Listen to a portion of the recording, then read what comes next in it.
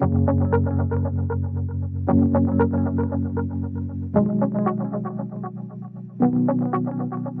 I'm Bob McIntosh, the Tenant Farming Commissioner. I'm here today to tell you about the new Tenant Farming Commissioner's Mediation Scheme, which will run over the next 3 years, and to talk in general about the importance of mediation in the agriculture sector. When the role of the TFC was created, the main objective was to foster good relations between landlords and tenants of agricultural holdings. And indeed, I've always seen my role as something of a mediator.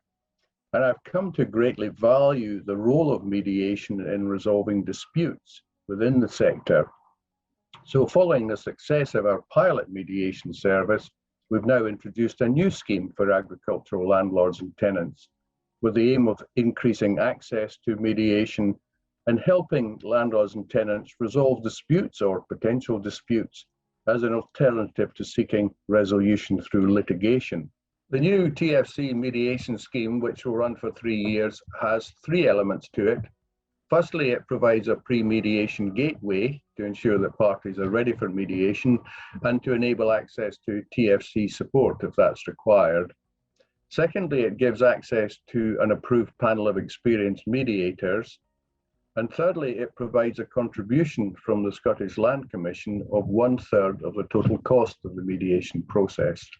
Now, the new scheme is open to any relevant party in the tenant farming sector, provided though that those involved have attempted to resolve their issues through constructive engagement and applying the principles of any relevant TFC codes of practice or guidance notes, and also that they've sought my advice first. Clearly, the parties have to agree to take part in the mediation and be willing to prepare and engage constructively, and they must also agree to split any costs of the mediation that are not being met by the Land Commission. Now, if you're not familiar with how mediation can work in the agriculture sector, please take a look at this short extract from a full-length mock mediation. It was filmed using real-life experts role-playing a dispute, and it's designed to give you a feel for how a real mediation works in practice. Our role as the mediators is very clear that we are not actually making any decisions. We're not a judge. We're not saying who's right and who's wrong. We are facilitating the coming together of the different parties in this scenario. And I think that's really helpful that you understand that. I mean, sometimes people say we are impartial. I really don't like that. I don't like that phrase, I'm impartial, because I think I'm multi-partial. I think I'm partial for everybody. I want there to be a resolution. I want people to come together. I want it to work. I'm not just standing back. I'm not disinterested. I'm not neutral. So I think that's, but I'm not going to make a decision, and neither is Lindsay. Is that fair enough, Lindsay? Absolutely. Well, Heather had emailed me with an outline of the proposals that she's just been explaining, and I've had an opportunity to discuss them with George and with Tom. And I think it's fair to say that we were pleased about the proposals that have been made, and we're beginning to see that it will be possible to reach an agreement here. We do have concerns about some of the details, particularly with regard to some of the rental figures that Heather and the other has proposed.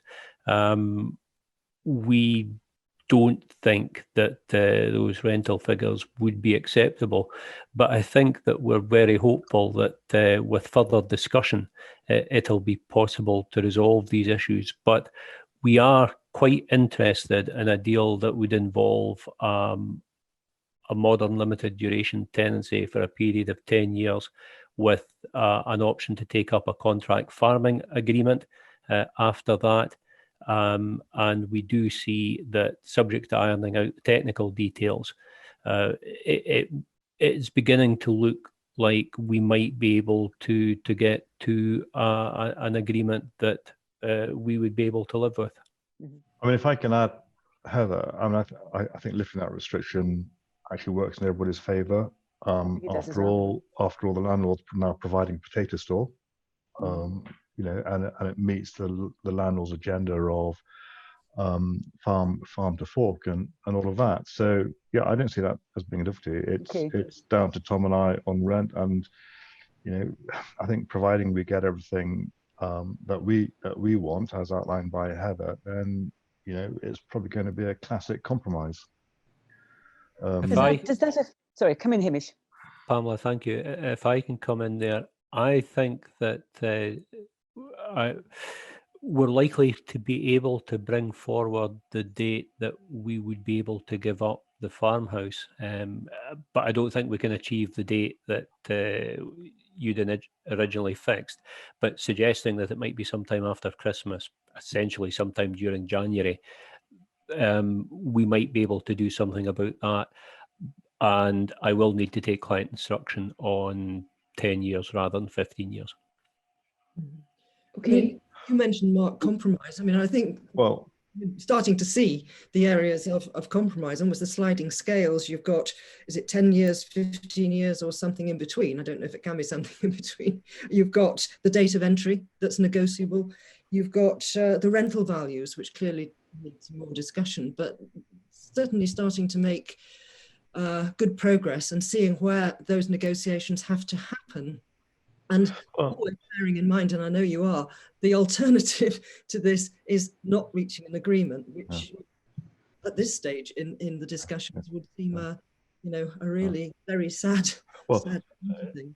Absolutely, and I think this is about a partnering relationship going forward. It has to be about a partnering relationship going forward. And I think on that basis, I would be prepared to go back to Sean, and I think our walkaway position is £80 an acre. And Sean and George, you've had meetings with each other, obviously, and you've had the opportunity to say things to each other. Is there anything you want to say just as we finish up, just as we close? Because now it will be for the solicitors to put what they have agreed into writing. Is there anything you want to say to each other? Pamela, I think just to say thank you both to George, but to everybody else for all the work they put into this and being able to come together to a constructive agreement that we can have forward into the future. Thank you, Sean. George? Yeah, I think it's been constructive. When I started this mediation process, I thought I didn't really have a leg to stand on, but I've discovered that there were things that I had that I could offer and use as, for want of a better word, bargaining chips. And I think between myself and Sean, we've worked out how to create, as in your words as the mediator, a bigger piece of cake to divide up. And looking at the short term and the long term, we've seemed to have resolved it all to a certain extent. And I feel as though I am now in a better position and place looking to the future than I was at the start of this session. If you'd like to watch the rest of the mock mediation, it's available to view in full on the Scottish Land Commission's website. But I hope it's given you a flavour of how mediation works and the value that there is in helping parties in dispute to reach an agreement rather than having one imposed by a court or an arbitrator. Now, the culture of alternative dispute resolution is not yet firmly established in the agriculture sector, but we are working to change that. I'm totally convinced that mediation has an important part to play in resolving landlord-tenant issues that might otherwise simply fester or which might result in litigation of one form or another. So I do encourage you to find out more about the new TFC mediation scheme and its potential to maintain and rebuild good landlord-tenant relationships.